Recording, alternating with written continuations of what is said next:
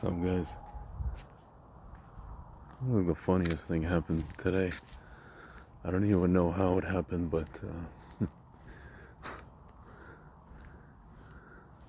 came across like a meme on Instagram, and actually it was a funny meme. It was a funny meme. It was very like it was a well-made meme, but at the same time, it was like something that you would file in the category of hasbara, I guess. So I don't know what it was. I just like something in my head went off, and I was like, huh? Why can't you post Torah? Why can't you guys post Torah stuff and Jewish history stuff? How many people have you reached with your, with your memes? How many young Jews have you stopped from going to JVP, Jewish Voices for Piss, and Students for Justice in Fakistan? How many people have been turned away from those organizations via your memes, right? And then, I had like the Kraken released on me. I got accused of not understanding humor, not understanding jokes, and then basically the people who made the meme, there was apparently a committee, 4 or 5 people said that oh, it's just a meme, relax. I'm like, wow, for something you guys clearly worked on very hard. Like, you didn't not work hard on it, you worked very hard on it. You guys are clearly very talented. I think you could put your talents to better use, but okay, whatever. That's just, my humble, stupid opinion, Clearly, it's not just a meme, right? It's a meme with a message. And my point is, I'm all about humor and everything like that, but even humor has a message. This particular piece of humor clearly had a message. It did not have a message, right? So this is a whole back and forth and everything. And I was just like, oh my God, it's gotten to a point. I mean, this is something I've never been accused of in my life. Not having a sense of humor. It's probably the opposite, the opposite, but listen, to each his own. I did mention, however, and something I realized that, and it's not me casting aspersions on these kids. It's more, if anything, I'm casting aspersions on their parents, because these are, let's say, 18 to 25-year-old kids. Oh, the bunny, cute. And they, kids who live in America, grew up in America, and they are not ready to defend themselves. They do not have a consciousness that they need to defend themselves, or that they're going to have to defend themselves at any point in time. That's what I realized from this kind of back and forth, as a cursory conclusion. They're not ready to defend themselves. They're ready to, again, it's fine to have humor. It's fine to, I guess occasionally play the violin on the Titanic. I'm also, I also involve myself in that sometimes, but while you're doing that, you better have something in your back pocket, you know what I mean? And I don't think they're ready to defend themselves because their parents coddled them. Their parents coddled them. And I don't know. It's kind of scary, guys. It's kind of scary. I was mentioning to them, right next to where I live is a place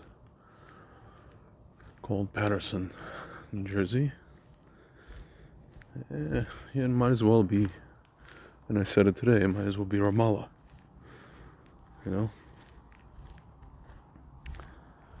probably one of the most Muslim states per capita, Muslim cities, excuse me, per capita. They have a street called Palestine Way, and you know, very close to it are a number of towns that are, you know, packed with Orthodox Jews, or Jews in general, but in particular Orthodox Jews of many stripes. You know, Haredi, Yeshivish, Mono-Orthodox. You know, there's one place where it's like different types of Orthodox Jews. You know, maybe 6 or 7 different Orthodox shuls. You know, let's say 2 Chabads, I think 2 Sephardic shuls, and 3 more, you know, 2 Mono-Orthodox or 3 Mono-Orthodox, and then a Yeshivish one, and then another one, like, you know, modern Yeshivish, whatever you want to call it, YU, Black Hat, blah blah blah blah blah, all the rest of it, right? Doesn't even matter at this point. So, my friends, I mean, that's what's going on, and so people are not ready. They're not reading the writing on the wall. You know, I was talking to a friend of my parents, actually on Sunday. You know, what we call the meal of Mashiach, the meal, literally the last meal, not the last supper, before the end of Pesach, right? And basically, I was talking to a friend of my parents who, you know, previously formerly known as a Democrat. Now, I don't know what, she doesn't even know what she is anymore. Partially due to October 7th, thank God. And realizing that Trump is not her enemy, finally. And I was saying, you know, you gotta read the writing on the wall. And she's like, oh, there's nowhere to go. I'm like, really? There's nowhere to go? Okay, so I asked her, where did your daughter go to college? She told me Rutgers. I said, okay, Rutgers, you know, I don't have to tell you, you can tell me, probably more than I can tell you, that Rutgers is one of those places, right? She goes, yeah, I know. I'm like, okay. So now we have a situation. I told her, you watch CNN, right? She's like, yeah, mostly. I'm like, okay. You probably noticed they have this guy named Scott Jennings, who they brought on as like this token conservative guy. And why should it be that this guy, conservative, non-Jewish guy, God bless him, is debating against the so-called Jewish, Jew in name only, self-styled fake rabbi from Harvard, I want to say, or Yale, about the deportation of this orc. You know, this Khalil guy. Why should it be? She's like, yeah, you're right, I know. I'm like, so from this we can conclude that we're in a situation in this country where we are literally sitting around and debating whether or not the Constitution of the United States of America applies to such an orc. We know, you and I said, you and I both know that it does not. She agreed with me. She's like, yes, correct. Okay, you agree, I agree. Therefore, we know if this is a debate that's even allowed to be had, because we're America and we love debate so much, and whatever, right? We allow our enemies and those who hate Israel and America to use their Constitution against us. We know that we're heading down the wrong path. Okay? And so we can read the writing on the wall. We can see that very soon there's going to be a critical mass of these people who are citizens of this country, who you cannot deport, to whom the Constitution does, apply, right? And that's it. And she, again, it's not about me winning the argument. This person couldn't say anything to me. The person realized that, hey, okay, the writing's on the wall, and probably we can't stay here unless we figure out how to defend ourselves, and even then, right? And by the way, my friends, this is another one of the parents who coddle their kids, and their kids do not have a concept of defending themselves, as a Jew, physically defending themselves, and also that there's even a threat. My friends, it's interesting. Every so often I come across Jews of different generations who lived in America in different generations, a different period of time. And every once in a while, I meet some of them who are conscious and were conscious of the fact that we are merely guests here. As much as America gave us a lot, but we're merely guests here, right? Whether it was Jonathan Pollard who realized it, whether it was just like any person I met who made Aliyah, whether they're like in their 60s or 70s, or whether they're my age or whether they're younger, right? Every so often, a Jew, doesn't matter when he was born, has the merit to have some sort of experience or multiple experiences in their life that send them the signal, the so-called bat signal, that they are a guest in whatever diaspora country they live in, and that their home is Israel, however flawed. This lady was describing to me, in Israel, it's 50% of the country is this, 50%. I said, no, it's not. It's not 50%. It's what the media is depicting. It's what the people that are against the government in Israel would have you believe. However, 90% of Israel is normal, and or if they're not right wing, they're at the very least patriotic, or some version of self-preserving, let's say, right? And proud and patriotic and all the rest of it. And then you have the 10% who are coming out to the streets, what's called the Kaplanists, whom Haaretz newspaper, the traders write about, and that's it, my friends. But at the end of the day, however flawed, again, I was just watching, guys, I'm kind of bouncing around topics, but it's all really one topic, I was watching this lady, Brooke Goldstein, right? So she goes, I can't believe that Jews in America never had their own version of the civil rights movement, and how we're still not like an accepted minority or protected minority, something like that, equal rights or equal something, equal standing. And I said, I don't want to be a protected minority in someone else's country. As much as I appreciate everything that America has given the Jews, I don't want to be a protected or accepted minority or a pandering minority. I would like to be, what would I like to be? A Hazak majority in our own land, defending our land and keeping our land safe and growing as a majority, without having to pander to anybody, much less the world. That's what I would like. How's that? Just like any other country. Just like any other country in that area. Greece, Italy, meaning I know that Israel has a certain mission in the world, but meaning we're the only country or the only people on earth who are like asking someone else to legitimize us, or asking groups of countries or groups of people to legitimize us and give us what's called a haskama, a stamp of approval. Folks, what is this? And now we're like, in the diaspora, and I come and tell my friends this, and they're like, oh, Tzvi, that's Gullus. Gullus doesn't only mean geographic, it means, our thinking. My friends, we just had Pesach. So, just want to conclude, with the following. The fact that we just had Pesach, and, we left Mitzrayim, physically left Mitzrayim.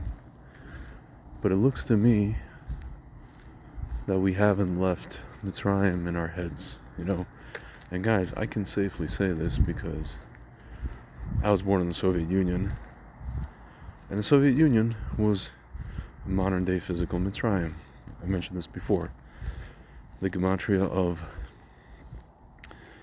if you write out USSR, but in the way that Russians write it, SSSR, and then you write that out in Hebrew, so it's Samach, Samach, Samach, Resh.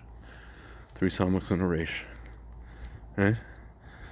That gematria is 380, which is the same gematria, you could look it up, as Mitzrayim. So, Soviet Union was a modern day Mitzrayim. I think what? How many million? About 1.5 million to 2 million Jews, Russian-speaking Jews, came out of the Soviet Union. I think about 1 million went to America, 1 million went to Israel. My friends, so I'm a little bit qualified to speak about what Mitzrayim is and isn't. Maybe. So I will just tell you that a lot of people physically left Mitzrayim, but we mentally did not. And I guess the drawback of America, every Gullus has its own unique thing. Soviet Union was straight up, they took away our religion.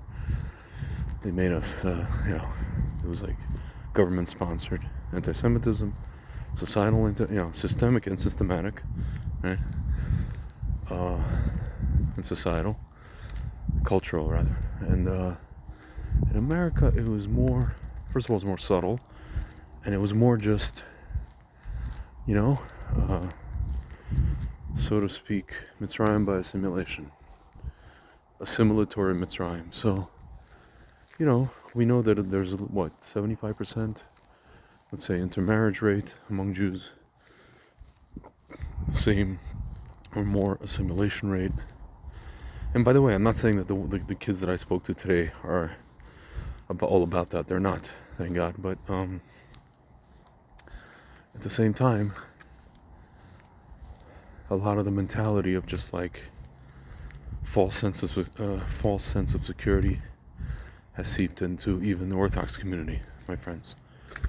I'm here in this place. Like I said, a few Orthodox shuls. You think people here, didn't fall into a false insecurity? Of course they did. I sometimes do, I sometimes do. But guys, man, it's already been 17 minutes. Yeah. I don't know. We have to see the writing on the wall. We have to wake up. Listen, again, it's all good. Humor is all good. Levity, as one kid said, it's all good. All good. The same kid told me, it's a coping mechanism, all these things. I'm all about it. It happens, man, It happens, but, a lot of people are coping in their own way. I'll tell you honestly, for me, apart from humor, the way I coped, is I went to Israel for a couple of months and I delivered bulletproof vests to Shiloh and volunteered, helped build a house in the Shomron. Baruch Hashem. So what's up, guys? I'm walking in a dark path. And helped build a house in the Shomron. And which I hope to, it's not my house, but maybe I'll either buy it, or maybe at the very least I'll rent Airbnb over there. It's near Shiloh. Beautiful, beautiful part, little town near Shiloh. So, that's a coping mechanism, I guess. But, apart from just something enjoyable that I like. But, yeah, guys, I don't know. I can tell you, and I mentioned this to our friend Frank, that this past Friday evening, and also Saturday evening, after Shabbat and into the Hag, I was just like taking a walk and I had these premonitions about something. I don't know really what. And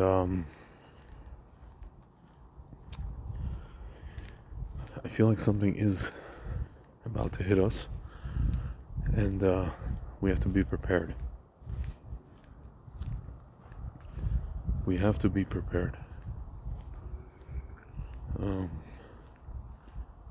Because Hashem wants to give us, He wants to give us a Torah. You know, soon we're going to have Shavuot. He wants to give us a Torah. He wants to give us Israel. He wants to give us Jerusalem. He wants to give us a lot of good things. But there are tests along the way. And there's going to have to be another,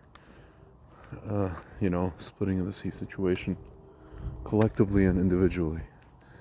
And we're going to have to somehow figure out a way how to drown Pharaoh, or make him drown in the sea, and all his chariots, and all his men, and all his horses, proverbial horses. Not that I'm against horses. That's what we're going to have to do, you know? Yeah. I hope that the passing of a certain cleric, not Jewish one, a couple of days ago were maybe a sign of that, but I guess we'll see what happens. No offense to any Catholics watching this, but listen guys, you know how you felt about Israel, so and yeah, I think, what can you say? I mean, people have to learn how to defend themselves and at least be vigilant, even if you're not going to get a weapon. I'm even talking to myself, at least just be vigilant, so you could just, at the very least pack up and get out of Dodge when you need to, as we've always done, when we haven't been given access to weapons. So anyway guys, I don't know, just something I wanted to convey this evening. And Zat Hashem, everybody should be safe. And I'm gonna go count the Omer now. It's a good thing to do. This is the first year I'm trying to do a thing where I don't miss one day. I always miss a day, and then I have to count without a bracha. So I'm gonna try not to miss it even one day this year. So I don't know if I've ever done that. So we'll see what happens. All right, guys. Well, let's talk to you soon.